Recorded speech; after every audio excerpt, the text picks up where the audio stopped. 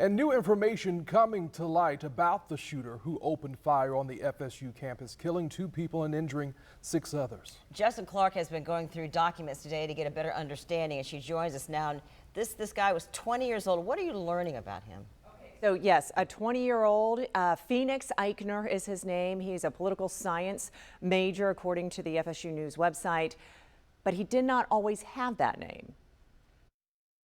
Phoenix Ikner was actually Christian Gunnar Erikson when he was a child. He was also at the center of a custody battle between his 2 parents. His biological mother is Anne-Mari Eriksen. His father is Christopher Ikner.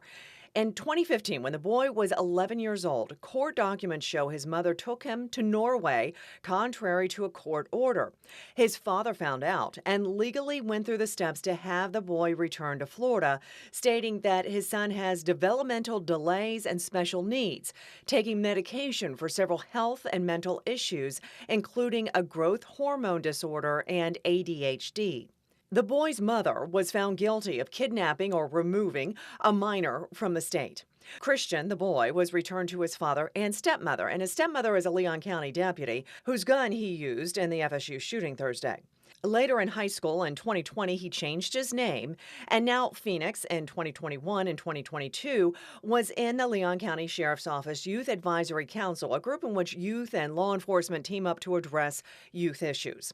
In January, he was quoted in an FSUnews.com article commenting on a rally on campus, which spoke out against President Donald Trump's policies and Israel's war in Gaza, among other things. 5:30, ABC News received a statement from the accused shooter's biological mother. She said, quote, "When I heard what had happened, was frantic, thought he might be the one hurt, and then when I found out it was him, I just collapsed at work." You can read our in-depth coverage of what we know about the shooter at FSU, a full report of the information in these court documents, including information on a civil court case that was later dismissed against the boy's father, in this story on firstcoastnews.com. And so now we're going to turn to legal analyst Shannon Schott. She joins us live here in the studio. Thanks for coming in this Friday. So let's rewind a little bit and look at the last major school shooting, a mass school shooting in Florida, and that was Parkland in 2017. Correct, yeah.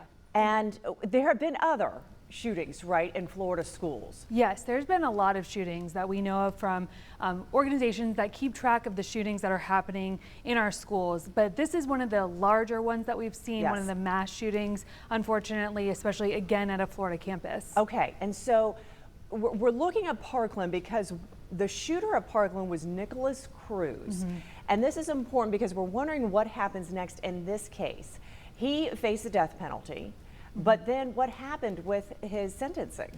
Right, so Nicholas Cruz is a name that lives in infamy in Florida, but especially in Florida law because of his sentencing that occurred in late 2022, the governor in the 2023 legislative session asked the legislature to change the rules around death penalties. So when an individual is charged with a death penalty now, there only has to be a recommendation to the judge for death for a majority of the jurors, so 8-4. 8-4 of the jurors now have to say, yes, I support the death penalty in whatever case I'm serving on a jury for that death penalty to be recommended.